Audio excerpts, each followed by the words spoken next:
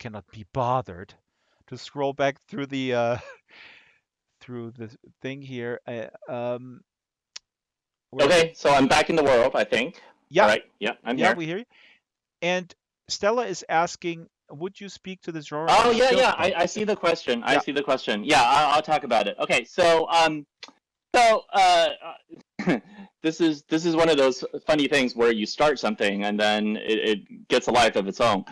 Silkpunk is my invention. I mean, this is a word I invented, and I started it because I wanted to figure out some way of describing what I was doing in a quick, short way. People ask me, "What is your book about? What does it do?" And I was like, it's an epic fantasy. It's got lots of airships and engineering stuff in it, and it's got lots of ideas from East Asian classical engineering and philosophy. And describing things that way just never really it didn't work because you can't tweet that. You know what I mean? Like you cannot tweet that in a way to fit within 140 characters back then. So I said, okay, I need a shorthand for describing what the heck it is that I'm doing. So I said, okay, I'll call it silkpunk because here's why.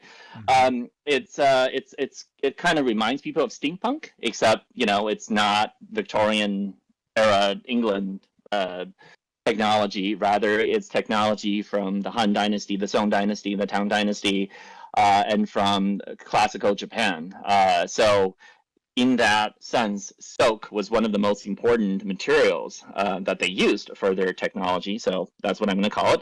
And punk because the books are really sort of playing around with ideas of philosophy and genre and history. It's taking a lot of old things and giving them new life. It's taking a lot of things that are historical, but giving them a twist, which is very punkish. That's the punk aesthetic. You take old things and Hmm. you use them for purposes that they never were intended to. So anyway, I saw the learn Korean thing. Yes, Learn Korean totally. and you In can other say more. languages, Hmm. yeah, in other languages, 140 characters definitely gets you a lot more. But anyway, back to what I was saying. Um, so I ended up calling this thing Soakpunk, which describes a very specific technology aesthetic I was doing, where I take these ideas from classical East Asian engineering and philosophy, and then I just blow them up and extend them out way beyond what they were capable of and take them into fantastic realms, and just built this whole fantasy world around that. That's what I called it. And then people have eventually taken the word and then started using it to describe all sorts of fantasy that have some sort of East Asian or Asian influence. And I Hmm. was like, okay, I mean, if you want to do that, that's fine. But this is a term I invented really to describe just one thing. So if people ask me about it, I can really only speak to what I meant. So that's really all I meant by it. Hmm. Fascinating. Ghostbeat is asking, and people can ask in voice as well. Ghostbeat is asking, what's your thoughts on uplifting the great apes? That meaning Oh uploading man. apes into the cloud? I don't know about. I mean, uplifting. I assume means meaning enhancing their intelligence. I think there are a Ah, lot of ethical issues there because to me it feels like there's no way to really get their informed consent. At least I'm. It's not clear to me how you get their informed consent on that. This goes into all sorts of issues about what does it mean to modify. Humans have modified other species for their own benefit for ages. But there's something about this that feels different. There's something about endowing another creature with the ability to understand what has been done to them. There's something really strange and very unsettling and ethically not worked out about all of this. And I don't know how to think about matters of consent in this context. So I guess the quick answer is I have thought about it and I don't know where I come down on this. And I think there are a lot of ethical issues that I need to see a lot more debate and thinking through before I think I can have an informed opinion. mhm. Elfbiter is asking, would humans create a rival sentient species, and who would make money out of it? That's a risky Well, proposition. Yeah, I mean, I almost feel like that's where we're going down. I mean, that's the route we're going down, right? I mean, it Hmm. feels like this is still too early to ask those kind of questions, obviously. But well, it's still too early to really think that we're on the verge of having to deal with these questions. But it doesn't hurt to start thinking about them. I mean, one of the theories about the singularity is the idea that at some point, um, the artificial intelligences we create will be able to improve themselves faster than human intelligence can evolve. So at some point, that exponential growth in machine intelligence will occur, and then machines will become self-aware and sentient and all of that. And then at that point, we have done it. What are we going to do? I think obviously, we're told that that's just not something we should worry about, and I sort of agree in the sense that it's not immediately Well, you likely, only so we agree don't need to because worry about just yet. after your experiment with cloning yourself, you agree it's not there yet. No immediate danger, Will Robinson. No immediate danger, right, right. But at some point, we will have to worry about it. I just don't think we're quite at the point where we need to worry about it yet because there's so many other things more pressing to worry about. I Yeah. mean, it's sort of like, are we gonna are we gonna be in a position where we can even negotiate with our machine overlords if we don't manage to kill ourselves first? That's where I am. Yes. Yeah. Absolutely. We're Yeah, it's arguing. true. It's true. I mean, right. I mean, we're arguing on Twitter about. Anyways, let's not get back into there. But you're right. I mean, we might people know I'm a huge fan of David Foster Wallace's Infinite Jest, and I also know that's kind of a cliche that young men, I'm not that young, are so into David Foster Wallace. I do think it's really an absolute fantastic book. And in Infinite Jest, which came out in 1996, um, the gist of the story is that there is this thing called the entertainment. It's only called the entertainment, so you kind of guess what it is. It could be a film, it could be a video cassette, but it's so enticing. It makes you so addicted that you can't stop watching it, and then you die because you forget to eat and you forget to drink and you die. So Infinite Jest is kind of a satire in that sense that in the book several different terrorist organizations are using this thing, the entertainment, to kill off their rivals. But it's also pretty damn real, you know. I mean, the addictive nature of this cycle of arguing and trolling and re-trolling. Luca has made a fun comment here in the chat. What would Ken do if Ken's neural network became sentient and accuses Ken of stealing its works?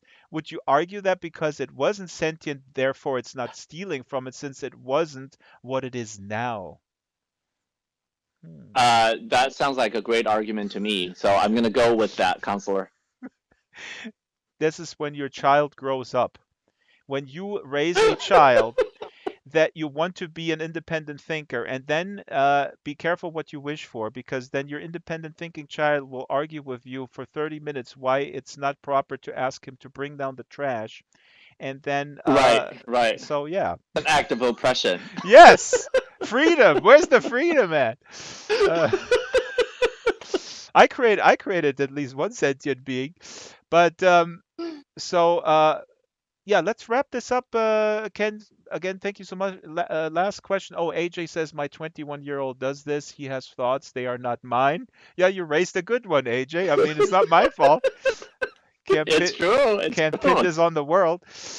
Would Google take down Ken's work if as it impedes on his neural networks? Yeah, that's what we talked about See, earlier. if that Close like were a algorithm. if that were to happen, my sales would go through the roof. So I'm kind of hoping that won't happen. Good, good. Then you cancel yourself out. All these ideas. I mean, we could. Whoever the showrunner, I forgot his name of the Pantheon show. As he's watching this, he goes like, Craig "Yeah, Silverstein, Craig yeah. Silverstein." Um, yeah. Okay, folks. I'm gonna wrap this up. I put this out on Monday as usual on the podcast, and here's in the last minute, I'm going to do something that I wanted to do at the top of the hour, but you guys are the special people here. And I have three books that I forgot to give away last week. And they're from Rebellion Media, and they are a book by Primi Mohammed. And the book that I'm giving away is Beneath the Rising. It's cosmic horror, and we talked about it. Primi was here, and I completely forgot about giving away these books. So I'm going to open this up to the room as it stands here. So these are three books, and you have to answer one question. Primi Mohammed's book Beneath the Rising will have a sequel. The sequel has been announced, and the sequel, if you message me the name of the sequel, okay, it's coming out, I believe, in May next year.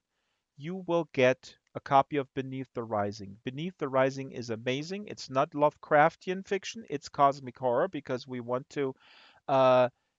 want to do away with Lovecraft. And as we all know, Matt Ruff is one of the great people who is making Lovecraft roll around in his grave by with Lovecraft Country. And we have two winners and one. We need one more. Oh, well, we don't need one more. What is the sequel to Beneath the Rising? Maya, that's not Beneath the Rising 2, and you have to direct message me. You have 30 seconds. 30 seconds, and boom, we got winners. We got winners. Thank you very much. And I'll put my email in case you don't have it, and I will forward this to NCC, the uh, PR person from Rebellion, so that we don't get any delays in sending them out because that was an offer from them. Ken, thank you. Everybody may now go off into their days or nights, and I'm going to go to bed shortly after reading a little bit of Larry Niven. Don't forget to befriend Larry Niven as well. He was in the hospital All for a right. couple Thank weeks. you, Frax, and thank you, everyone. Thank you, Ken. Goodbye, and we'll see you next time. And I will also say goodbye. You may log off, Ken. Actually, we talked about this poofing thing. A lot of people have rituals. They stand up, they go outside where nobody sees them, and then they teleport away. No, I mean, I Right. I, this is not a requirement. You can just poof. I'm gonna poof. So, all right. Take care, everyone. Look at Ken poofing. Here he goes. He's still here, and here he's now disappearing. So we got winners, and I'm typing my email here. And thank you everybody for coming. Absolutely wonderful. This was a really a wide-ranging discussion. I cannot recommend um, The Hidden Girl more highly. There's an audiobook version out there too, which is fantastic. But The Hidden Girl, I mean, it's like it's 19 stories and they're all just yeah, they're pretty nuts. They're so varied. And see, now my energy is done. And I'm going to cut